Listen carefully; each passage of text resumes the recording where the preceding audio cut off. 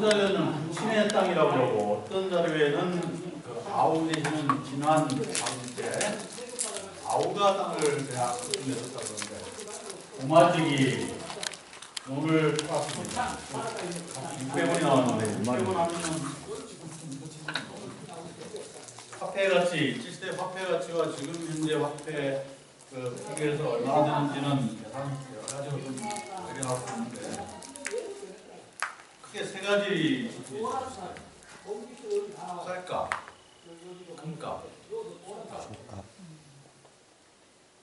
쌀값으로 기준 잡으면은 그때도 이론이 지금은 6,700원, 7,000원. 금값으로 치면 금값도 뭐 시세가 왔다 갔다 해서 참 그게 그게 안 나오지만 대략 10,000원, 이론이 10,000원. 그렇게 치면 이게 600만 원 정도 되겠죠. 올리자면 한 1,000만 원이 됐습니다. 그 다음에 소값으로 판단하면은 그때도 이론이 지금 돈 5만 원이라고 생각해요. 그때는 아마 그때는 공경시대니까 소값이 훨씬 더 물가 일반 효과들에 비해서 뭐 비슷한데 그렇게 잡으면 한 4천만 원 그 돈을 가지고 제가 그때 보면 1916년에 상등병으로 들어갔다 가는데 그거는 상등병은 체제. 지금 이제 체제가 어떤 체제이기 때문에 그렇습니까 지금?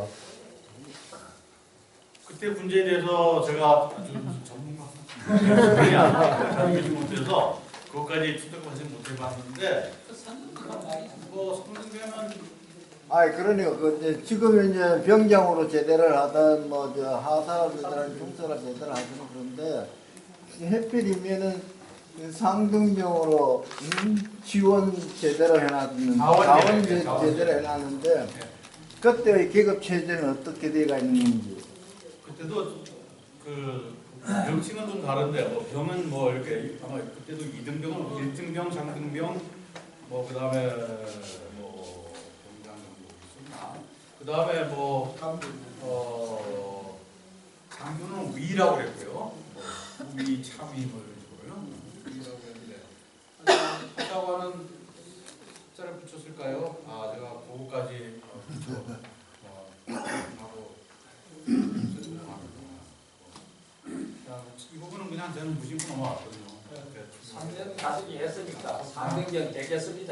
2등병으로 가도 2등병으로 가도 3년 가족이 했으니까 3등병 되겠습니다. 아마 그래서 근무하면서 뭐 큰 뭔가 공적을 뭐 하나 내야 그다음에 그 위로 하사관으로 가고 그랬을 텐데 뭐 많이 관심이 있을 테니까 뭐 선생님 문제에서 그만두고 나가서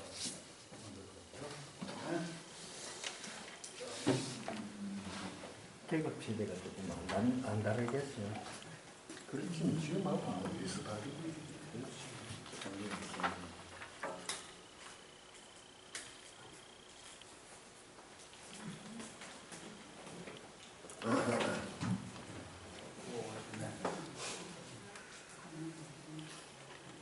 이 부분이 저기 일제시대 그 사찰 대상 하나 만들어 온 카드에 담겨 있는 이내성 선생님, 이내성. 인동 독립유공자. 네? 인동 독립유공자에 지금 나가야 돼요. 네, 독립유공자입니다. 애족장 가서 겁니다.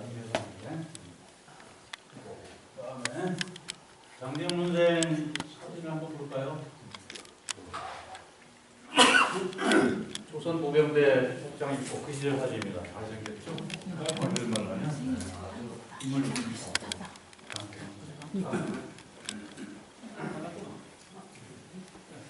손자하고 시국이 되어 있나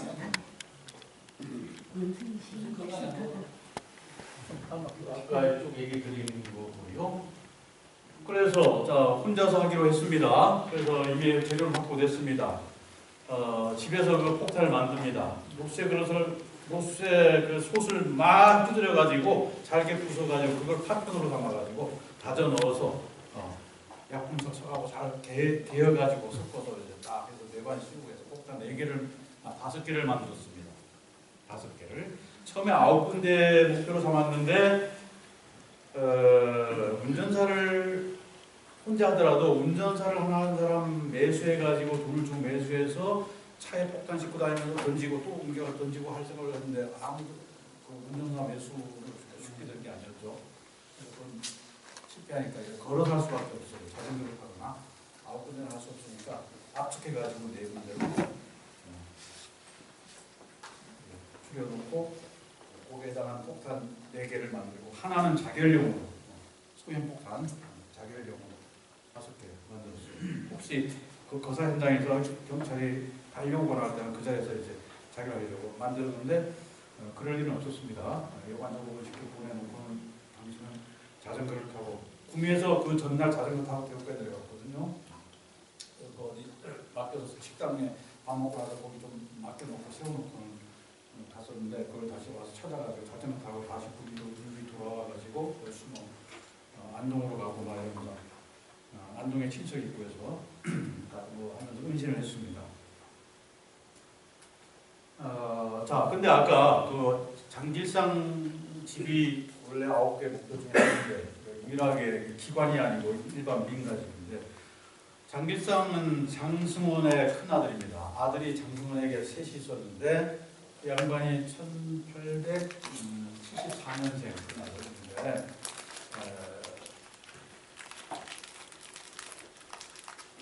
과거 시험을 봐서 진사로 뭐가 이제 급제를 해가지고 처음에 응참봉 벼슬을 받고는 첫 번째로 올라가서 몇 군데 군수를 지냈어요. 영양군수, 그다음에 저 포항 옆에 청하군수, 저 아래 경남 보성군수. 군데 지내다가 이게 나중에 가서는 자꾸 중간에 무회면직 징계받고 뭐 하면서 이렇게 발로가 순탄하게 여러 가지가 안 와요. 그래서 1908년에 완전히 그만두고 자기 항리에 와서 지냅니다.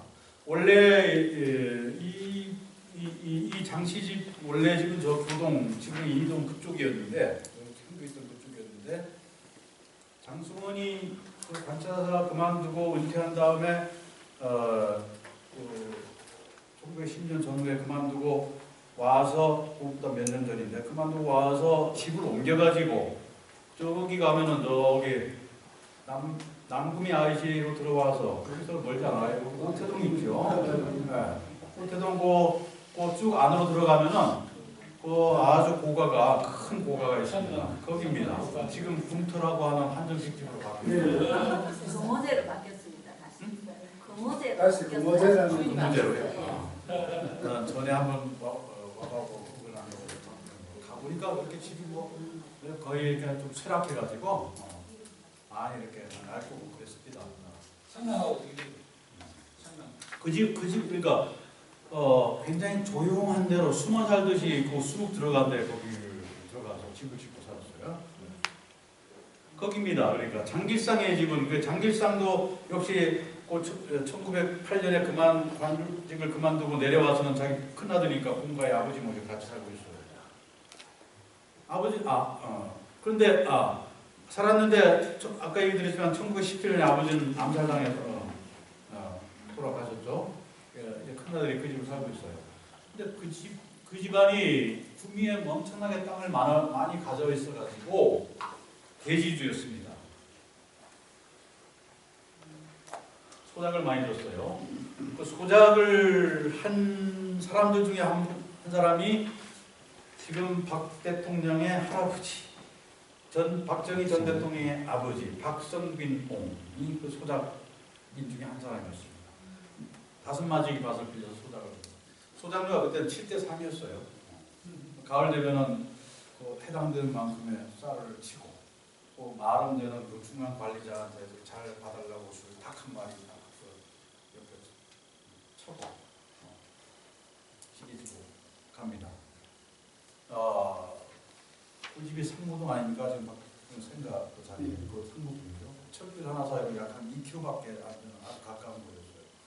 박 대통령 그때 이제 태어나서 아버지가 그렇게 가을 되면 쉬고 막 가는 거 다 보고 자랐었습니다.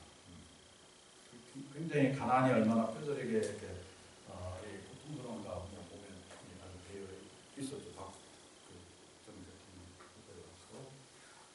근데 지금 세 번째 아들, 그러니까 둘째 아들, 지금 첫 번째 아들만 얘기하고 두 번째 아들이 장직상입니다. 이 양반은 1883년생, 9살, 형보다 9살 아래인데, 이 양반이 굉장히 잘 나갔어요.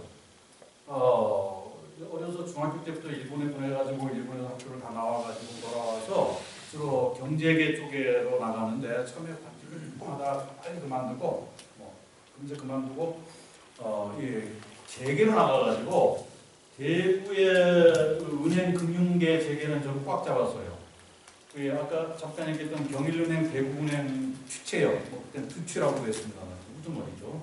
이제 은행장 주체요.를 다 지냈고 선남은행까지 하면 대구에 있는 세계은행의 장을 다 한 번씩 지냈고 그 다음에 1925년에는 대구 상공회의소 소주 머리 두자 그러니까 상공회의소 소장 했고 그 다음에 일찍부터 도평의회 위원으로 나와서 당선돼가지고 올해 평의회 위원을 했고 1900 일제 강점 직후에는 합방의 공로가 있다고 해서 춘천 참의직을 받았고 나중에 또 그만 집을 내놨다가 1930년에 가서 또 춘천 참의로 재충임이 되고 일본 사람들도 이 장직상에 대해서 평하기를 굉장히 아주 머리가 좋고 아주 예의가 사람들 뭐 이렇게 좀 대하고 하는데 아주 능숙하게 하고 그래서 평판이 굉장히 좋다고 아주 칭찬했습니다. 일본 사람들이 두 번째 아들.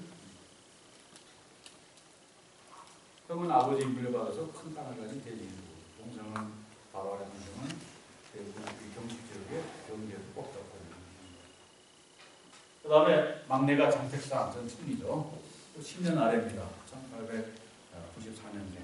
장진홍 선생보다는 제가 알기로는 아마 팔은 다르지만 이 대가 장진홍 선생이 한 대가 더 밀 겁니다. 그 아버지 때는 장승은하고 같은 대고 그 아버지는 한대 밑인데 세 번째 아들은 장택상이 장진홍 선생보다 한 해 위 1893년생이었어요. 뭐 이 양반도 일찍이 유학을 가고 영국까지 가서 에든버러 대학에 가서 공부하고 와가지고 나중에 대학에 경찰 수도 경찰청장 국무총리장 외무부 장관 했죠.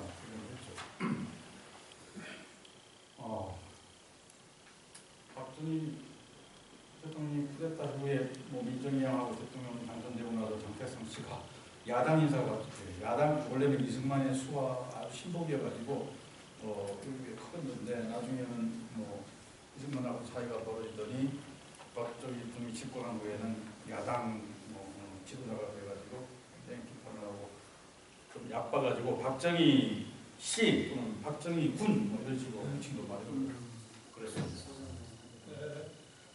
그건 이제 여담이고요.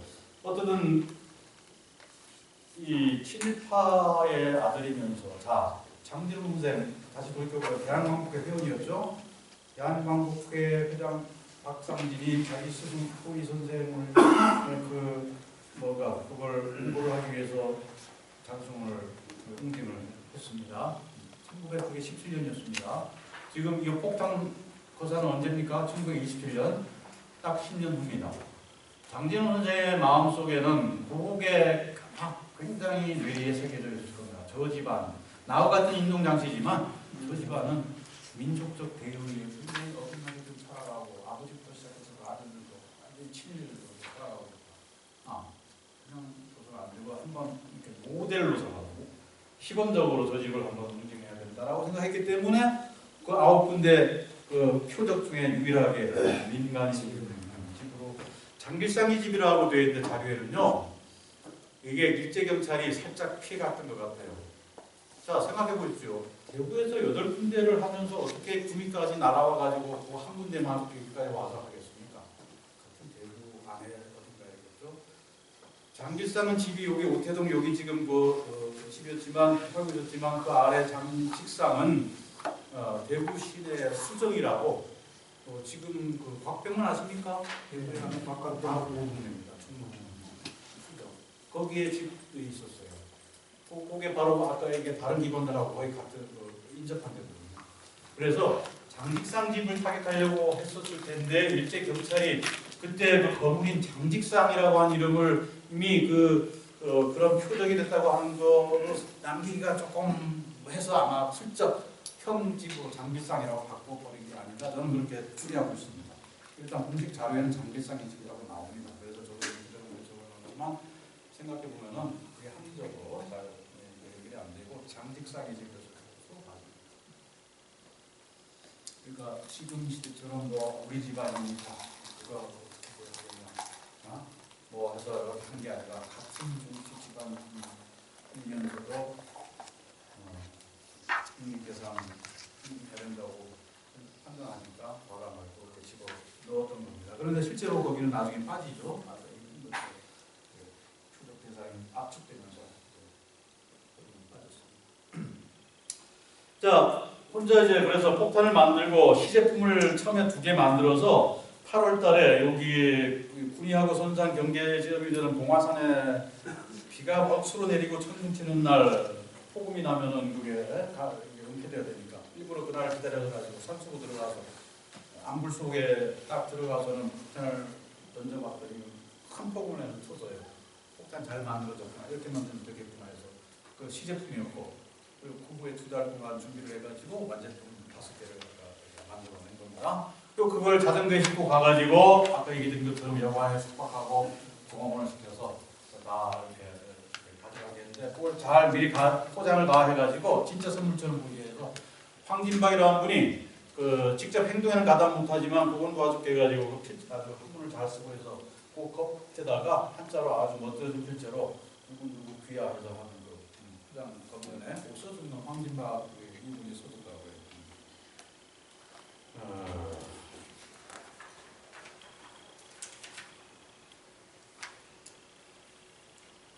그래서 폭탄 거사를 그렇게 했는데 물론 첫 번 행선지 목표를 해서 그 행원 조심을 게츠의 예민한 후각 때문에 이게 그냥 바로 발각이 되면서 거기까지 다 배달을 해서 그냥 원래 목표했던 만큼은 아니지만 백주대낮에 굉장한 폭음을 내면서 폭탄 사건이 되고 있었다.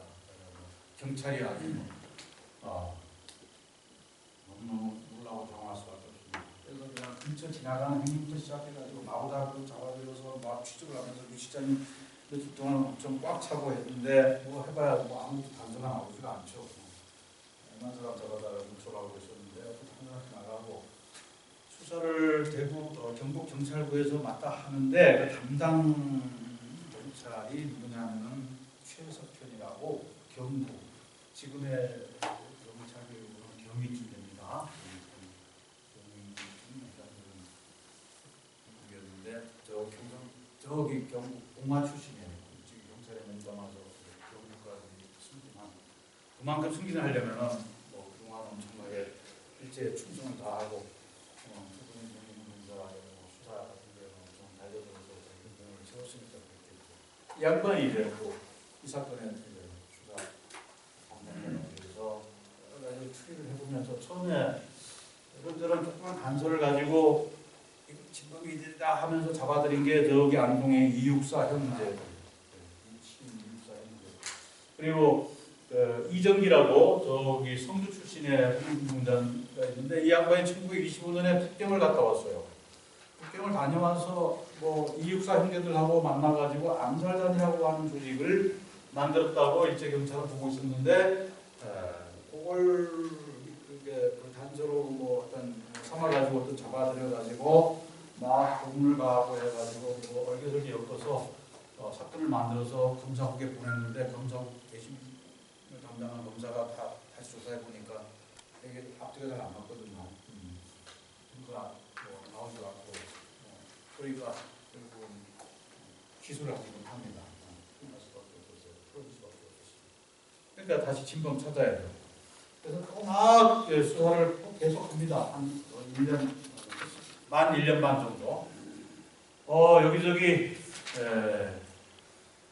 탐을 하고 하는 과정에서 자료해 보면은 영국 출신의 공산주의자 박모가 이름이 다 박모라고 하는 거야. 박수성까지 누군가가 제보를 했다. 장군은 거라고 있고 그 다음에 그래? 그러면은 장진홍 어디로 갔는지 추적하기 시작하면서 일본을 건너간 걸 알았어요. 장진홍 선생은 국내에서 막 피신해 다니다가 안 되겠다 싶어서 마지막으로 일본에 가가지고 일본의 제국의회와 경시청에다가 귀족원이라고 하는 것을 창년 말이죠.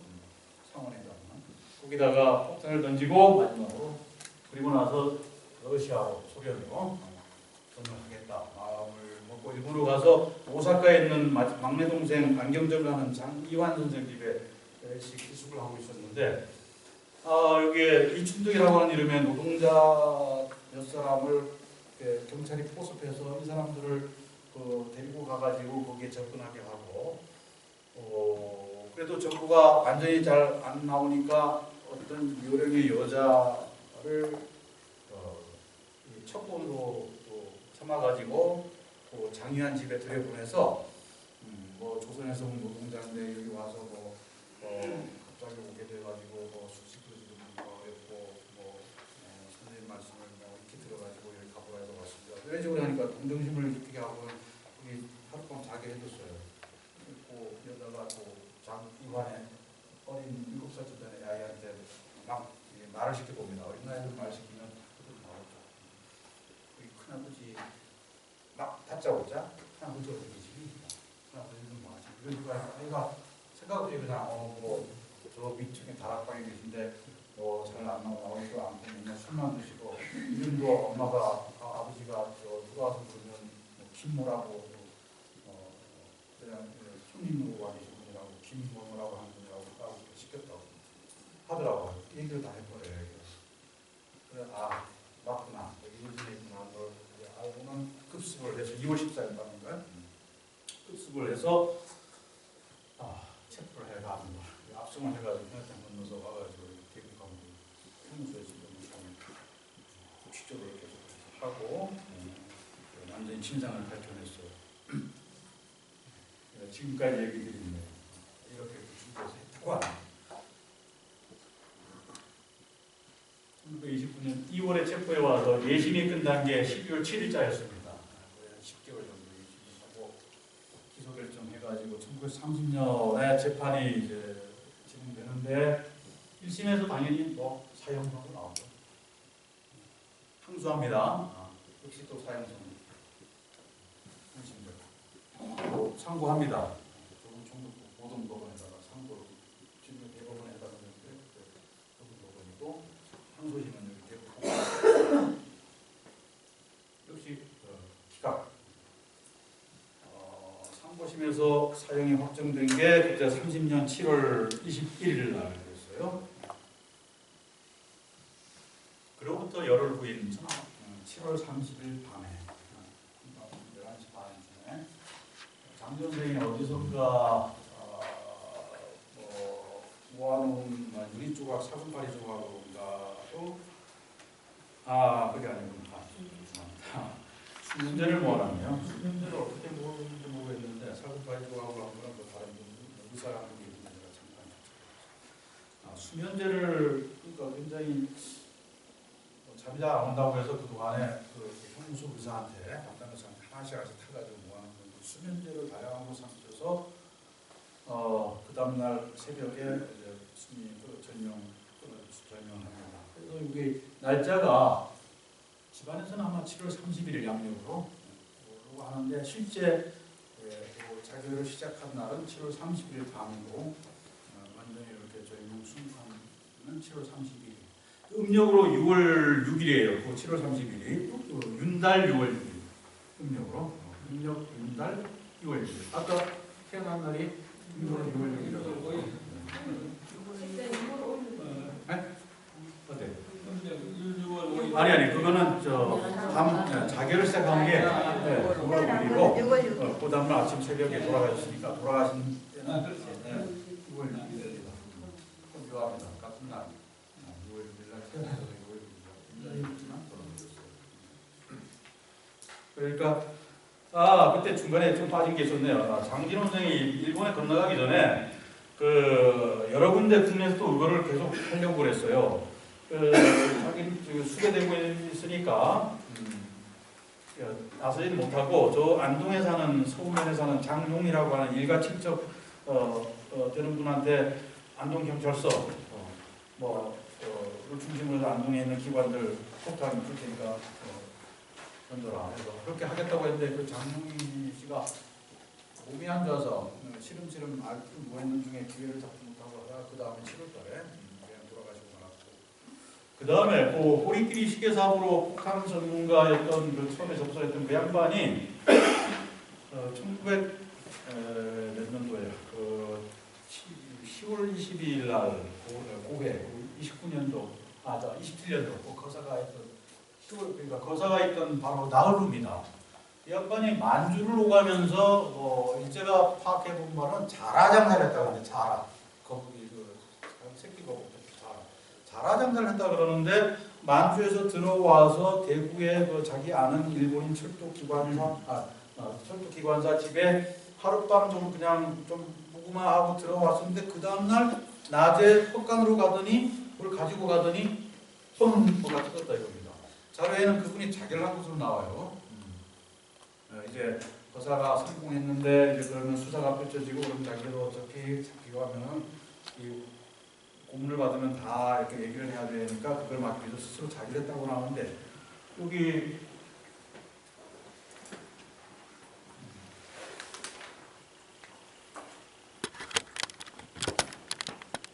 이게 그 당시 나온 대구 매일신부 대구 매일이 아니라 그냥 매일신부라고 충북부 기관지가 있었습니다.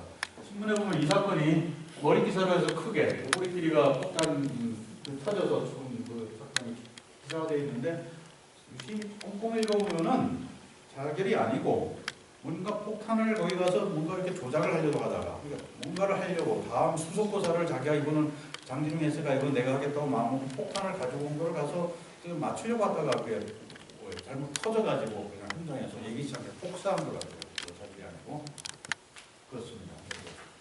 그 다음에 아까 그 인혜선 선생은 말이죠. 이상하게 그해 8월달에 아직 거사하기 전에 8월달에 구미 집에서 자결을 했다고 나옵니다.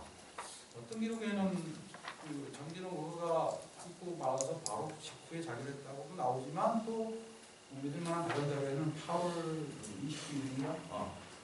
8월 하순에 그때 자결을 한 것으로 나와서 왜 자결을 했는지 그게 지금 명확히 밝히지 않고 저도 아직 더 추적을 해봐야 되겠습니다. 어쨌든 이거에 조금 뭔가 관련됐던 분들이 이상하게도 장롱이 소리끼리 인해서 같은 아니면 그 다음 연달아 세상을 뜨게 되는 그런 학교도 있었습니다.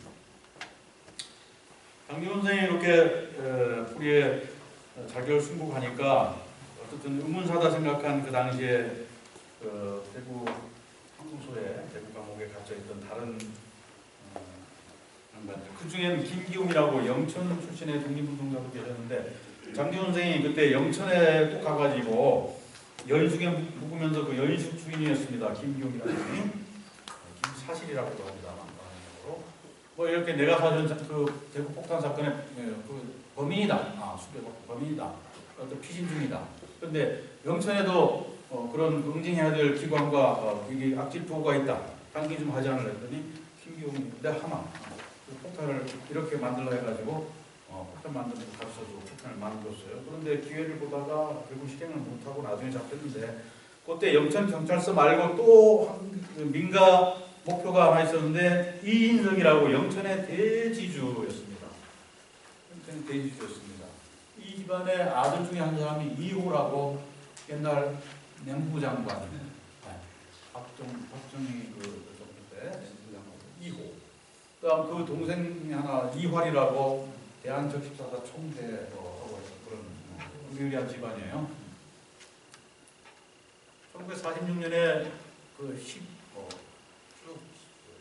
10월 폭풍이라고 이렇게 퍼져왔습니다만 명칭 10월 항쟁으로 바뀌기도 하고 사건이 있었죠. 그때 영천이 굉장히 격렬하게 농민들이 항쟁을 했는데 그때 농민들이 타격 제1호가 또 이인석 집안이었어요. 왜? 굉장히 큰 땅을 가지고 악질 지주 역할을 해서 농민들의 원한이 굉장히 오래 쌓여 있었거든요. 그리고 또 주의자들 역시도 그렇게 저 집이 이제 굉장히 순환을 당했었습니다. 앞서 보다 한 20년 전에 그 김기용 이분이 거기를 운영하려다가 실행을 못하고 그냥 잡혔지. 그런 김기용과 그다음에 윤자경이라고 여기 대구 출신의 유명한 그 주의자 운동가가 있었는데 이분 뭐 이런 분들이 주동이 돼가지고 장병을 소리 지르고 막 거기 창살에 다 이렇게 와서 붙들어고 막 소리 지르고 고고 지르고 뭐 두드리고 하면서 일제에 대해서 항의를 했고 그것 때문에 다시 이분 가형이 돼가지고 8개월씩 더 징역을 살았다고 하는 후유담이 있습니다. 이게 이 장진홍 선생이 감행했던 1927년 10월에 대구 폭탄 의로운 거사 이 거사에다가 의자가 붙는단 말이죠. 요즘의 감각으로는 잘 납득이 안 될 수 있어요. 폭탄을 던져서 누군가 사람 무고한 사람이 죽을 수 있는데 그거 왜 그런 짓을 해? 뭐 해도 그냥 좀 평화롭게 운동하게 해야지. 뭐. 특히 저기 2001년도에 있었던 소위 9.11 테러 미국의 쌍둥이 빌딩 얻었던 그거 있고 난 후에는 그런 폭력 행위에 대해서는 뭐 그냥 거의 반사적으로 자동적으로 테러리즘을 치고 아주 부정적인 생각으로 보고 평가하고 그 폭력성에 대해서 굉장히 비판을 하니까 갑자기 이어져 오고 요즘에는 특히 이른바 뉴라이트라고 일컬어지는 뭐 그쪽 진영에서 심지어 우리 독립운동하는 과정에서 김구 선생이 주도해서 이끌었던 한인애국당이들 윤봉길, 이봉창 이런 분들의 폭탄이고 뭐 외에도 많이 더 있습니다. 아까 말씀드린 강우규 선생님 이런 폭탄을 써서 뭔가 뭘 하거나 일제 권총을 가지고 총을 가지고 일제 요인들을 암살하려고 하는 거 이게 굉장히 흉측한 흉포한 행위다. 흉포행위다, 흉행이라고 하는 말은 그 당시에도 일제가 그대로 썼던 용어입니다. 그들의 문서에도 그대로 흉포행위, 흉행, 가공할, 가할가짜에 두려울 공자에서 아주 공포심을 불러일으키는 무서운 가히 두려워할 만한 그런 가공할 흉포행위 이런 식으로 낙인짓고 이렇게 취급을 했었어요. 그런데 또 일각에 오랫동안 우리 독립운동가 열사학에서는 의거라고 했고 의사, 열사라고 그 이름을 붙여 높이 기리고 해왔잖아요. 여러분들이 뭐 이렇게 뭐 딱 떠올릴 수 있는 의사, 열사 이름도 꽤 있지 않습니까? 그거는 자 앞으로 돌아가십시다. 네, 그 마지막 마무리. 을투쟁이란 뭐냐?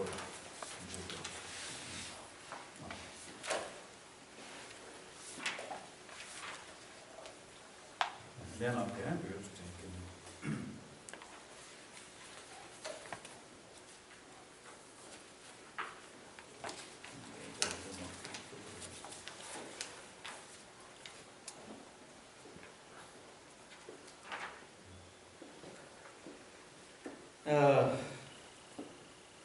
의사 열사면은 뭐 그냥 그 뜻을 잘 알 수 있을 것 같은데 약간 좀 정확하게 하려면 조금 따져야 할 부분이 있습니다. 그냥 한 가지로 쓰기 위해 의사 열사라고 나눠서 쓰느냐? 의사라고 하면은 어떤 의로운 일을 하기 위해서 불의한 적을 향해서 공격 행위를 하고 그 공격 행위가 일종의 거사로 나타나는 경우에 그걸 과감하게 행동에 직접 옮기는 일을 의사라고 했습니다. 의사. 그다음에 열사라고 하면은 그런 공격적인 모습보다는 어떤 대의를 위해서 자기 목숨을 초계처럼 티끌처럼 여겨가지고 그냥 내던지는 자기 희생을 감행했다고 하는 의미에서 열사라고 보통 그렇게 구분해서 왔습니다. 근데 그때 열사라고 할 때 열자는 매울 열자도 한자라면 매울 열자인데 맵다고 하는 게 물론 그 자기 희생을 마음 그 어떤 마음 우리가 장렬한 희생, 장렬하다 그러죠. 북군들이 6.25 때 뭐 손 들고 숫탄 들고 그냥 적땡기에 피어가가지고 국가식으로 다 장렬한 희생했다고 장렬이라는 말을 씁니다. 그 장렬이라는 말은 아까 얘기 드린 열사라고 하는 말의 일반적인 용법에 부합되는데 열이라고 하는 게 장렬의 뜻을 말하는 게 아니라 맹렬하다라고 하는 뜻도 있잖아요. 맹렬. 그 뜻으로 같은 의미를 썼습니다. 맹렬이라고 하는 것은 어떤 공격적인 행동을 할 때 주로 우리가 같이 결부시켜 쓸 수 있는 표현이죠. 그렇다고 한다면 열이라고 하는 게 그런 자기 희생에만 결부되는 게 아니라 공격적인 행동에도 역시 적용될 수 있다고 본다면 조금 다른 각도에서 열이라고 하는 것은 행동 그 자체의 어떤 성질 또는 그 모습 이걸 뜻하는 말이겠고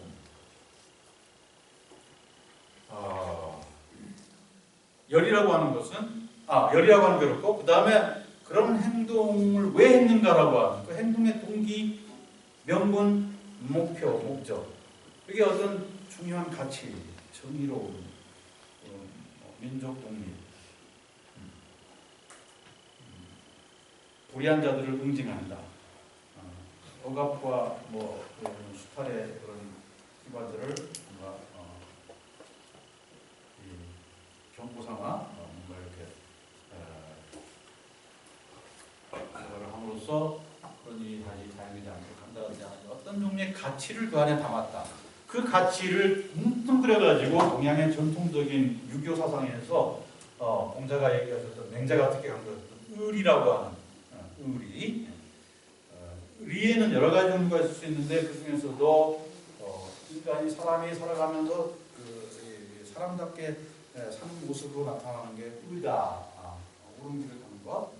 했을 때 그 의라고 하는 것이 그런 가치를 압축한 말이다라고 본다면은 의열투쟁이라고 하는 말은 그러니까 의와 열이 합쳐져 가지고 만들어지는 의열이라고 하는 말은 제가 거기 쓴 대로 용맹 행동의 장렬한 기운과 그런 행동에 깃든 의로움의 가치를 함께 존중해서 기리는 뜻이 담겼다라고 볼 수 있고 그걸 조금 현대적으로 풀이하면은 이로울 이자 이를 다 버리고 사생취라는 말 쓰죠. 사생취 생을 버리고 의를 취한다.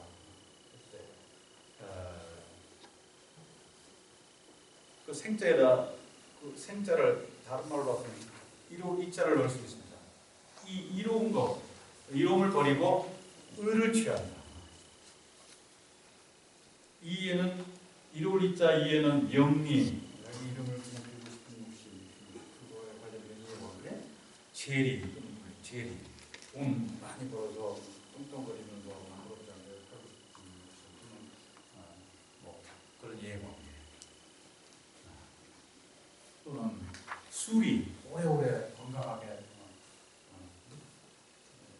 철하게 영수 잘 보면서 살고 싶은 욕심 그런 이런 여러 가지 의미가 있을 텐데 그런 거에 집착하지 않고 아파트값 많이 올라가서 어떻게 해서 내가 좀 우리도 말이지 좀 남겨서 했으면 좋겠다 그렇게 해줄 누가 나오면 표지를 해야지 그 기다리는 욕심 그런 거 있죠. 그런 거 전부 표현이 다 버리고 오로지 정의로움을 추구한다라고 의미에서 사리, 취의, 정신 또는 살신성이란 말 많이 쓰죠. 살신성인 그 성인의 어질리자를 좀 의자로 바꿔본다면 살신성의로 써보기도 합니다. 자기 몸을 버리고 의로움, 정의를 이루어낸다. 그런 뜻에서 하는 행동들이라고 본다면은 그때 바로 우리는 의거라고 얘기할 수 있고 그런 일을 행하는 사람들을 의사, 열사라고 얘기할 수 있는데 특히 그 중에서도 성공은 하지 못했지만 또 성공의 가능성이 없다고 하는 걸 알면서 자기 행동의 큰 뜻을 널리 알기 위해서 과감하게 자기 희생을 보여준 사람들이 경우는 특히 열사라고 구분해서 하겠습니다. 그렇게 의열투쟁이다. 의열이고 독립운동 과정에서 특히 그런 정신으로 자기 몸을 던져가지고 적에 대해서 과감한 행동을 했던 사람들의 여러 가지 일련의 움직임, 하나의 전략으로 본다면 일제를 쫓아내고 무너뜨리고 우리가 독립을 이루어낼 수 있는 하나의 전략으로 본다면 그 의열투쟁이라고 이름 지었던 겁니다. 독립전쟁을 통해서 독립을 이룬다. 전쟁을 통해서 한다 그러면 독립전쟁군이 되고 좌익 사회주의 공산주의에 대해서는 노동자 농민들을 조직시켜가지고 결정적인 시기가 오면 총봉기를 해서 권력 자체를 접수하고 새로운 국가를 만드는 민중혁명, 노동혁명이죠. 그런 전략을 쓸 수 있습니다. 무정부주의 경우에는 이 의열투쟁하고 굉장히 그 노선이 비슷합니다. 폭동, 암살, 파괴 이런 끊임없는 폭력에 의해서 적을 공격하고 적이 스스로 물러나게끔 한다. 아나키스트 또는 무정부주의의 근본 전략입니다. 몇 가지 전략이 있는데 의열투쟁도 당당하게 그런 전략의 하나로 자리 잡고 있었던 겁니다. 이게 몇 사람이 그냥 한 게 아니라 대한민국 임시정부가 공식적으로 이 노선을 추구했었습니다.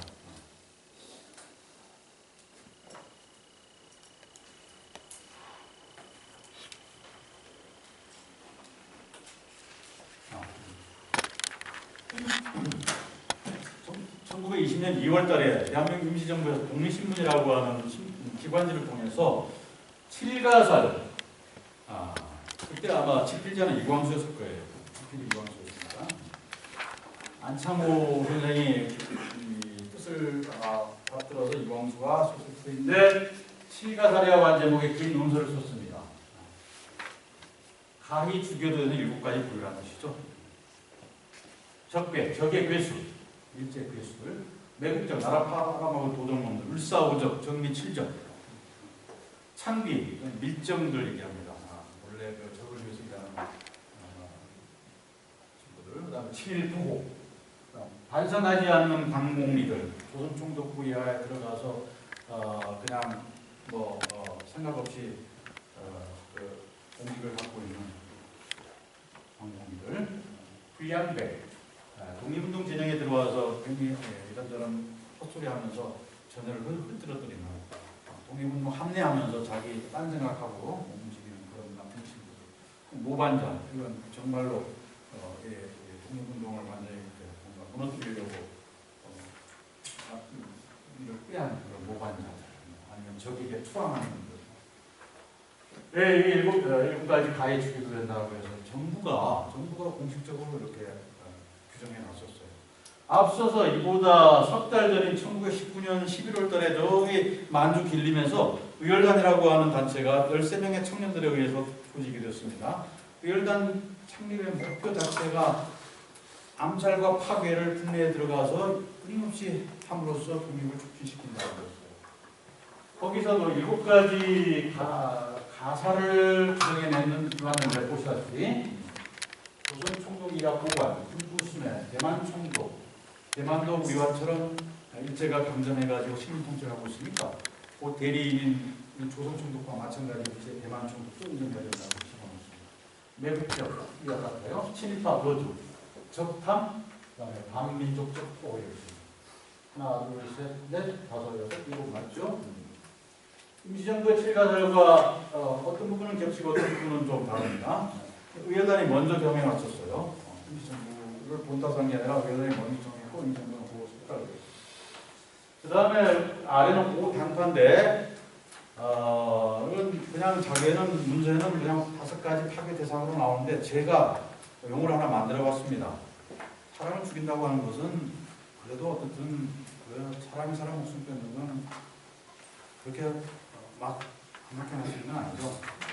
아주 힘들고 정말로 죽기만 하다 하면은 그래서 가짜를 쓴다고 한다면 여기는 캔이죠. 캔킬. 당파할 때 당은 마땅히, 저거는 must, 영어 must, 마땅히 생각할 필요 없이 무조건 가서 깨부숴야 된다라고 생각할 수 5가지 기관, 조선총독부와 동양특식회사, 매일신보사, 정치기관입니다. 조선총독부, 동양특식회사, 경제적 수탈기관의 대표적입니다.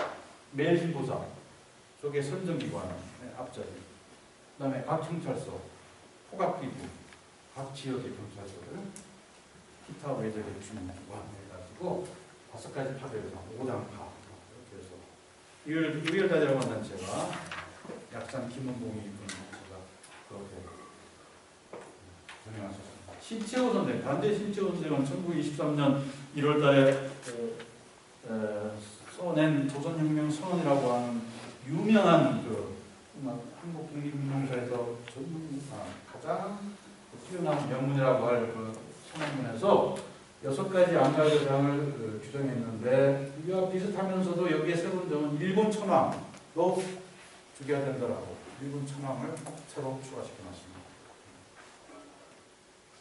일본이 이주민도 들어가 있는데 일본이 이주민도 죽이는 건 너무하지 않나 싶은데 일본이 이주민들이 들어와서 조선인 토지들을 하고 이렇게 전파해가지고는 소위 조선 토지 조사 사업이라고 하는 걸 통해서 자기 힘을 증기시켜서 지수 행사하면서 엄청난 고위공을 받아가지고 지배 세력의 일종으로 운영하고 있었고 또 많은 일본인들은 중국의 여자들을 데려와가지고 조선의 유곽을 만들어서 조선 청년들을 엄청나게 타락시키기 시작하고 조선 여성들까지 그렇게 같이 끌어들이고 보건위생상의 문제를 만들어